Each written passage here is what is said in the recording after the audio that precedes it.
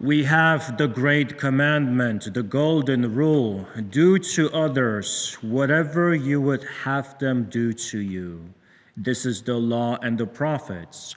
What is interesting is what is present here in the golden rule is not only the law and the prophets, not only what those of the Old Testament have said, not only God's law that was delivered to Moses, but also the example of angels versus demons, the hierarchies of angels and demons.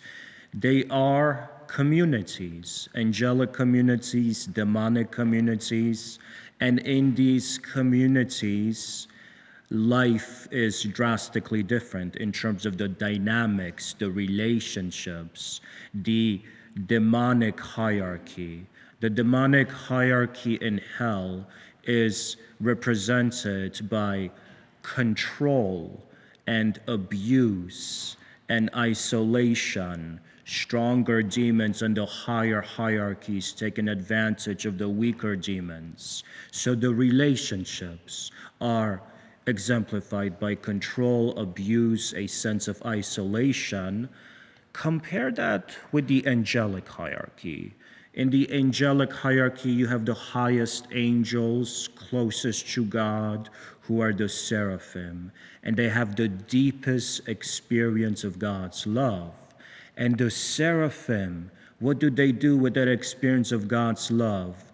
They pass it down to the other angels, to the lower hierarchies, because their community, their relationships, their dynamics are exemplified by generosity, sharing the goodness of God's love that they have received, community instead of isolation, a sense of bringing others together.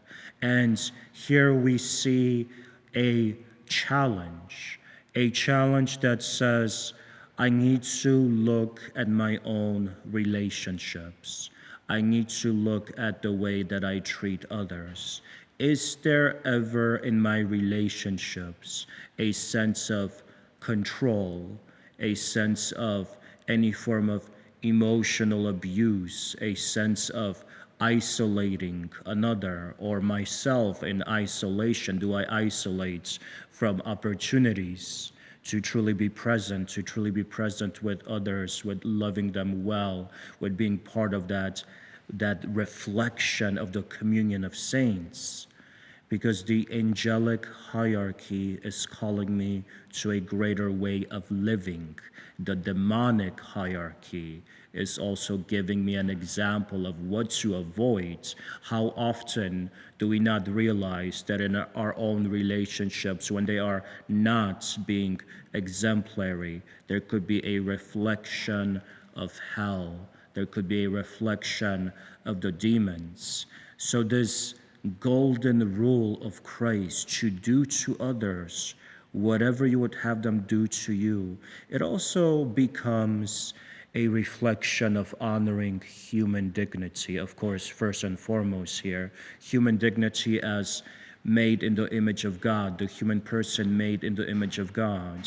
And of course, we all want to be treated with respect. Sometimes what is necessary is a type of radical empathy, a radical empathy that does not only treat the other with respect, but also tries as intensely as possible to mentally place yourself in their shoes, in their situation, in what they're going through. Sometimes this is also the path to forgiveness. When there are struggles with forgiveness, when there are struggles with letting go of past hurts, to be able to look at the other person, not simply in relation to the wrong that was done, but in relation to what is their poverty, what is their suffering, where are they impoverished emotionally, where are they far from the Lord, in order to cultivate a compassion of such a deep level that what is being emphasized is not how my ego was hurt, but how they are suffering and acting from their woundedness. And that takes a deeper level of reflection.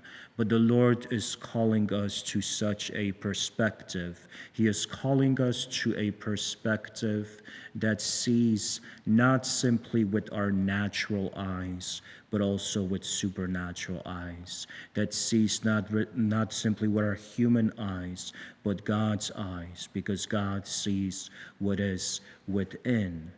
The golden rule, it becomes a litmus test. Are we treating others the way that we would like to be treated? Are we treating others the way that reflects their God-given dignity as made in the sacred image of the Creator, as being a soul who was bought at a great price through the blood of Jesus at Calvary, as being someone that Christ wanted to redeem?